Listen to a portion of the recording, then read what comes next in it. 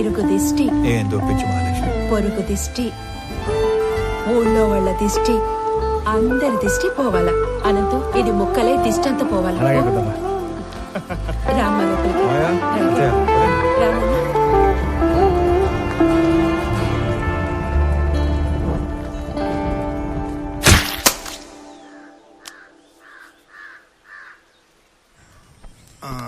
రామారావు, పిల్లప్పటి నుంచి మీ నాయన నేను సావాసగాళం. అవకాశం వచ్చింది కాబట్టి చెప్తున్నా ప్రసాదరావు, మీ ఓడికి ట్రాన్స్ఫర్ అయ్యి ఆఫీసర్ గా మనం ఊరికి రావటం వలన మన వాళ్ళకి ఎంత లాభమో తెలుసా? ఏ గమనం ఉండవయ్యా, ఛాన్స్ దొరికిందని సన్మాన సభ పట్టబాకు వాడికి. ఆనంద్ ఎట్లున్నావు? గురుగారు తాగండి, హ్యాపీగా కూర్చొని. నువ్వు తాగుతావా? సర్లే, అబ్బోడు పండగ అయినాక డ్యూటీలో జాయిన్ అవుతాడు. అందరికి తెలిసేట్టు నీ పేపర్లో రాయి. ఇంకో విషయం, కనం పండగ రోజున వేటను కోసి జనానికి నిరుటిలానే బంతి భోజనం పెడతా అన్నాం. ఎన్ని తెగుతున్నాయి?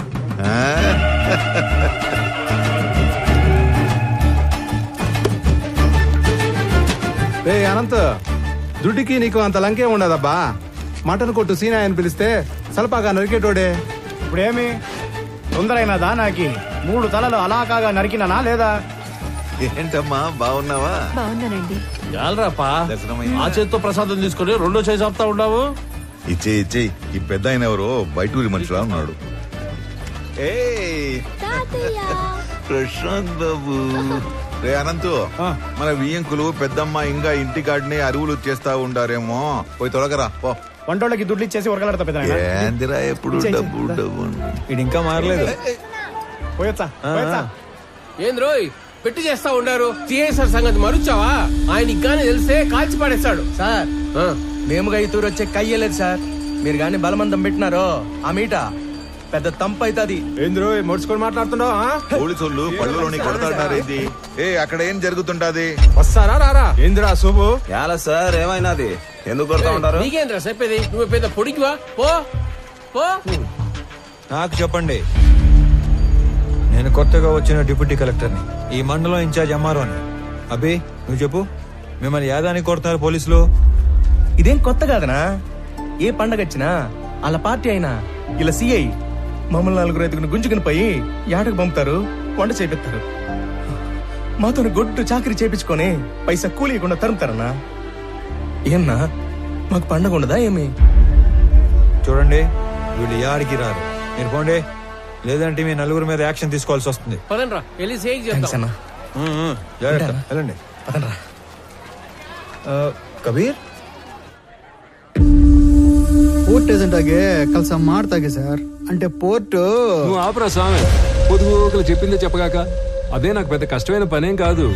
అవేమైనా అగ్గిపుల్లే ఏంది గుట్టుగా పెట్టిలో దాచిపెట్టుకోవడానికి? 450 టన్నుల మాలు, పెద్ద పెద్ద కంటైనర్లు నా డెగకను దాచిపెట్టడం అంత తేలికేం కాదు. నువ్వు ఉండరా స్వామి, పెద్ద మనిషి మాట్లాడలా. పోయి నీ బాజుకు చెప్పు, మాల్ కనిపెట్టి కబురు పెడతాను. ಹೋಗು. ಆಯ್ತು ಸರ್. ఇప్పుడు చెప్పు సార్. ఆ కుర్రోళ్ళని తీసుకుని వస్తుంటే మన పైన ఎవరో యాక్షన్ తీసుకుంటా అంటున్నారు సార్. నువ్వే చేస్తా ఉండవు? ఆర్ఎంపీ ప్రాక్టీస్ చేస్తా ఉండానా? ఎట్లుండదు నీ ప్రాక్టీస్? ఏదో మట్టసంగా పోతా ఉండదునా. అగ్గువగా వైద్యం అందిస్తా ఉండాను, అదొక సాటిస్ఫాక్షన్. అంటే బా సరేనా, నీతో ఏదైనా పని పడితే టైం చూసుకొని వస్తాను. ఎవడురా వాడు ఇందాక యాక్షన్ తీసుకుంటా అంది? నా యాళ్ళు లాగి పీకాల్సిన పనిచ్చి లగెత్తుకుని వచ్చారు. వెతకండి రా వాడిని, పట్టుకురండి. మనం పట్టుకొచ్చే పని లేదు సార్, ఆయన్నే వస్తున్నాడు. ఎడా అతనే sir.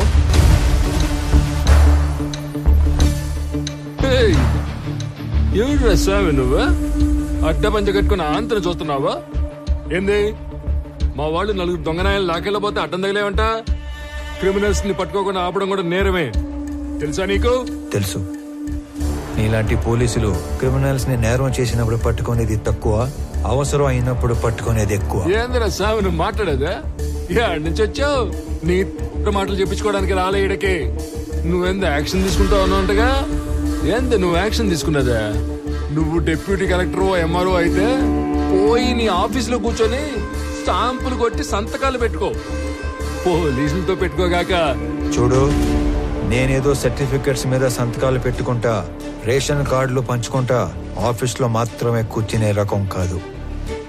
As an executive magistrate of this sub division of the district, I'm responsible for operating preventive sections of code of criminal procedure. By the way, ఇక్కడ జరిగిన స్పెసిఫిక్ ఇన్సిడెంట్ లో I clearly observed violation of fundamental rights which is a crime. Crime me police వాళ్ళే చేశారు కాబట్టి all of you నేనా?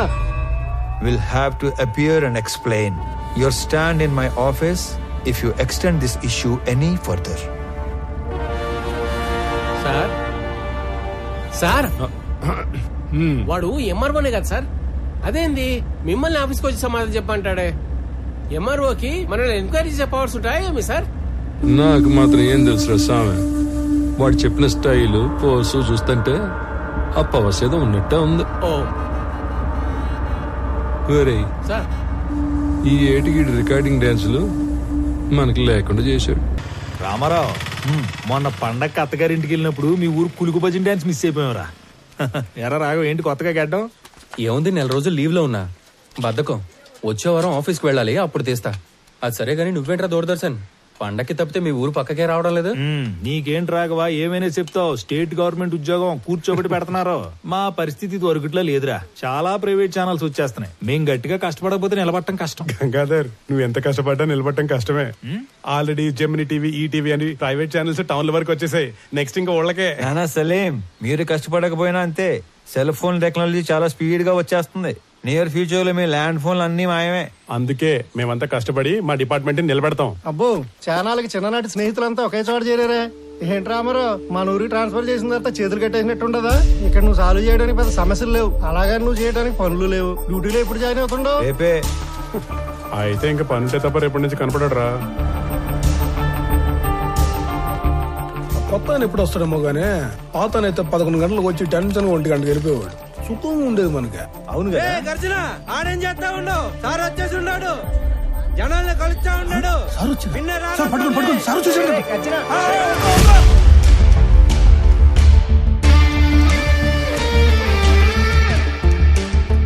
నమస్కారం sir, నా పేరు గజ్జల శాంతి స్వరూప్ సార్. అట్లంటే మీకెందుకు సార్ శ్రమ? నేను అందరూ బయటికి వెళ్తాను, మీరు పోయి ఆ సీట్లో కూర్చోండి సార్. నీకు కరెక్ట్ గా 15 నిమిషాలు టైం ఇస్తున్నా. స్టాఫ్ మొత్తం నా ముందు ఉండాలి. అందరూ వచ్చేసినట్టేనా? వచ్చేసారు సార్. నేను చెప్పేది 2 విషయాలు. ఒకటి, నేను ఛార్జ్ లో ఉన్న దగ్గర గుట్టలు గుట్టలుగా ఫైళ్లు, గుంపులు గుంపులుగా జనం అస్సలు ఉండకూడదు.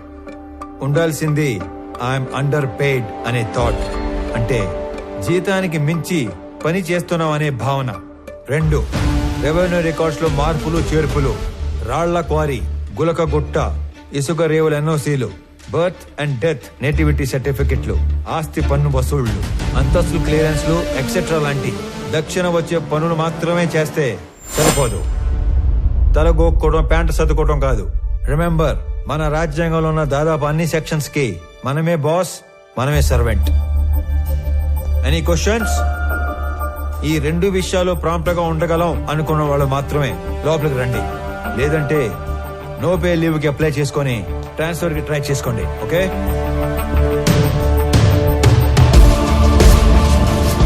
There is no privacy, no protocol in my office.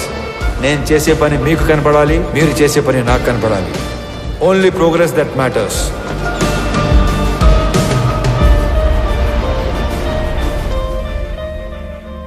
Sir, ఇతని అర్జీ చాలా ఏళ్ళుగా పెండింగ్లో ఉంది. కౌలు రైతు, 2 ఎకరాల ప్రభుత్వ బీడి భూమిని చూసుకొని అప్లికేషన్ పెట్టుకున్నాడు. కానీ అప్పర్ క్యాస్ట్. అతనికి ఆ భూమి ఇవ్వలేమని చెప్పినా కూడా ఆఫీస్ చుట్టూ తిరుగుతూనే ఉన్నాడు సార్. ఇప్పుడు కూడా మీతో గోడు చెప్పుకుంటానని నా ప్రాణం జోడేస్తున్నాడు సార్. అయ్యో, రైతు తన 10 వేళ్లు మట్టిలో పెడితే గాని మన 5 వేళ్లు నోట్లోకి వెళ్ళావు. అడంగల్ 13వ కాలంలో అతని పేరు రాసి తీసుకునిరా, నేను సంతకం పెడతాను. గవర్నమెంట్ కోర్టుకు వెళ్తుంది.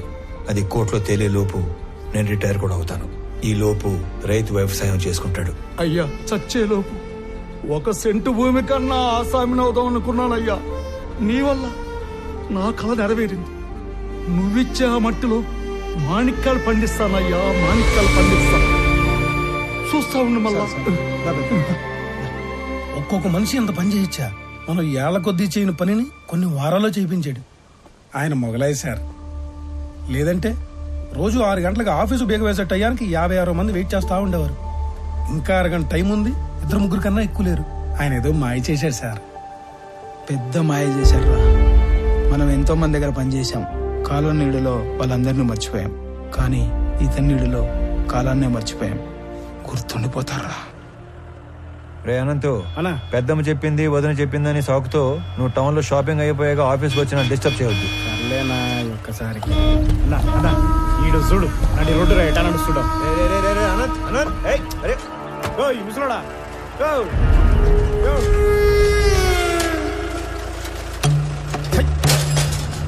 చూడనంత గట్టిగా మూసేసి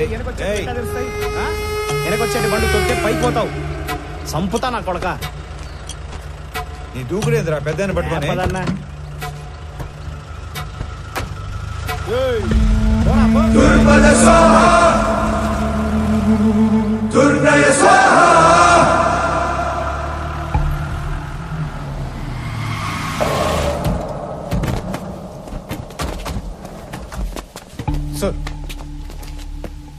ఇంత కష్టమైన పని అని తెలియక పెద్ద పోసు కొట్టి మిమ్మల్ని నమ్మి ఈ పని టేకప్ చేశా.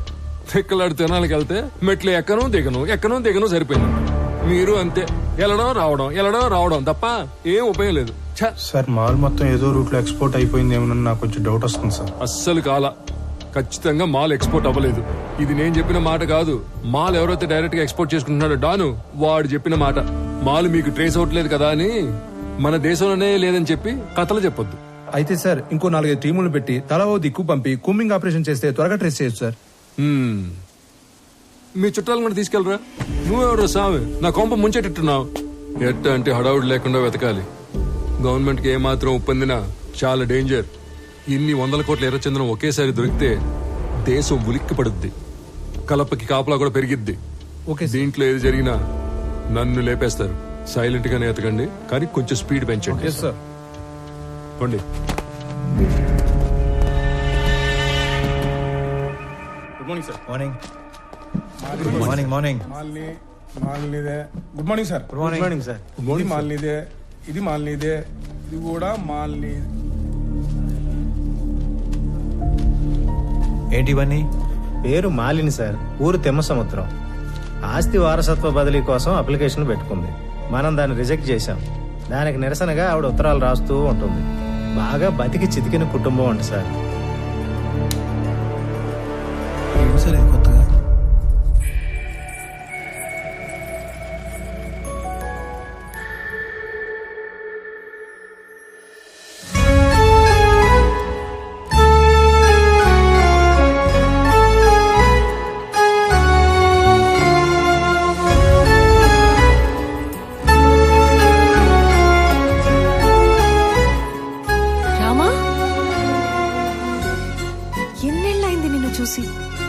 అయినా నువ్వు అసలు ఏం మారలేదు. రా కూర్చో. పర్లేదు, ఇక్కడ కూర్చుంటాను.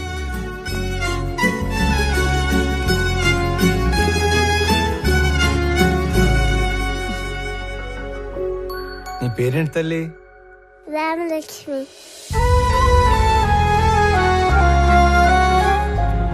ఇప్పుడే వస్తాను. స్కూల్కి వెళ్తున్నావా?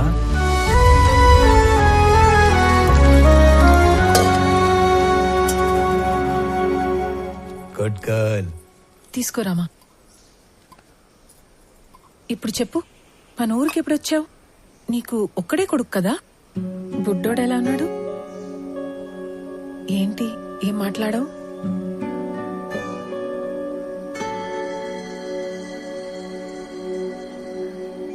అసలు ఏం జరిగింది?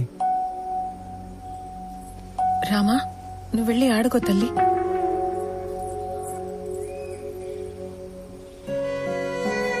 నా జీవితంలో జరిగిన చాలా మలుపుల్లో ఇది కూడా ఒకటి. మా వారి పేరు సురేంద్ర. మా నాన్నతో పాటు నార్త్ లో కాంట్రాక్ట్లు చేసేవారు. నా పెళ్లికి ముందు నుంచి కూడా మా నాన్నకి బాగా ఇష్టమైన వ్యక్తి. అమ్మా నాన్న కాలం చేశాక ఇక్కడే సెటిల్ అయ్యాం. కాంట్రాక్ట్లలో ఇబ్బందుల వల్ల నష్టాలు, వాటితో కష్టాలు కూడా వచ్చాయి. వర్మ అనే తన ఫ్రెండ్ ఏదో కొత్త బిజినెస్ ప్లాన్ ఉందంటే కలిసి వస్తానని వెళ్లిన మనిషి తిరిగి రాలేదు. నేను ఏడ్చి ఏడ్చి కన్నీళ్లు కూడా రావట్లేదు. అవును, ఇవి నీ చేతికి ఎలా వచ్చాయి? కొన్ని రోజుల క్రితమే డిప్యూటీ కలెక్టర్ గా ఇక్కడికి ట్రాన్స్ఫర్ అయ్యి వచ్చాను. అవునా? ఇంట్లో ఇంకెవరు లేరా? మా ఆయన్ని వెతుకుతూ రోడ్ యాక్సిడెంట్ లో మా మామగారు కూడా పోయారు. ఇవన్నీ చాలా ఉన్నట్టు సురేంద్ర ఉన్నంత కాలం పలకరింపుకి వచ్చే అతని పార్ట్నర్స్ కూడా ఇప్పుడు డబ్బు కోసం బెదిరింపులకి వస్తున్నారు. పోలీసుల చుట్టూ, లాయర్ల చుట్టూ, నీ ఆఫీస్ చుట్టూ తిరిగి తిరిగి విసిగిపోయి రోజుకో లెటర్ పంపుతుంటాను. దానివల్ల ఉపయోగం లేదు, కానీ కనీసం నా బాధ, నిరసన అయినా తెలిపితే మనసు తేలిక పడుతుంది కదా. వీటి వల్ల ఉపయోగం ఉంది.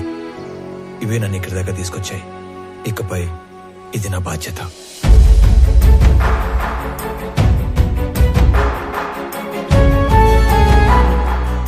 నా వల్ల ప్రేమలో ఓడిపోయినా ఆ బాధని లోపలే దిగమింగుకొని చిరునవ్వుతో వెళ్లిన రామ నాకు దూరమయ్యి దాదాపు 7 సంవత్సరాలయ్యింది. దిక్కుతోచని పరిస్థితుల్లో ఉన్న నన్ను వెతుక్కునొచ్చి భరోసా ఇచ్చి వెళ్తున్న రామాని చూస్తుంటే చాలా జ్ఞాపకాలు గుర్తుకొస్తున్నాయి. రామారావు, ఆ పేరు వినగానే గుడిలో గంట శబ్దం విన్నంత భరోసా వస్తుంది. రామారావు ఎస్పీఎల్ గా ఉన్న మా స్కూల్లో ఆడపిల్లలందరం శివంగుల్లా బ్రతికేవాళ్లం.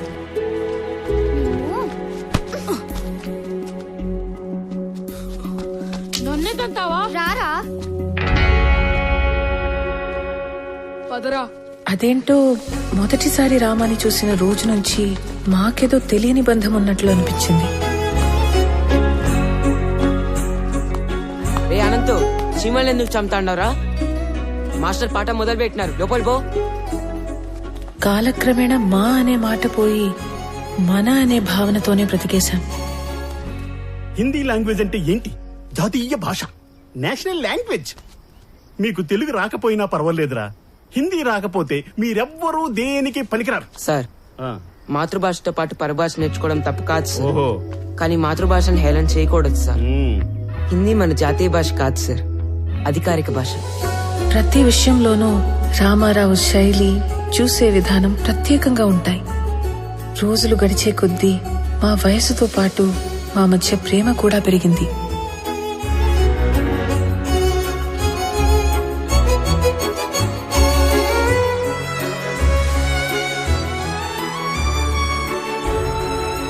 ఇప్పటికీ 2 బస్సులు వెళ్ళిపోయాయి. నువ్వు నన్ను వదలకపోతే లాస్ట్ బస్ కూడా వెళ్ళిపోతాది. అవునా?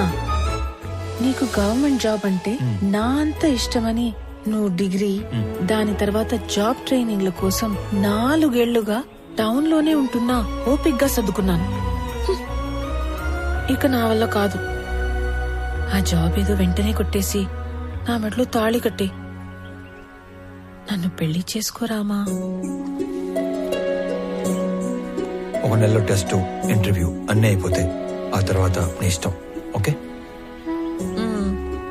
మళ్ళీ నువ్వు ఊరికి ఎప్పుడు వస్తావు? వచ్చే నెల 25వ తారీఖు. సరేనా?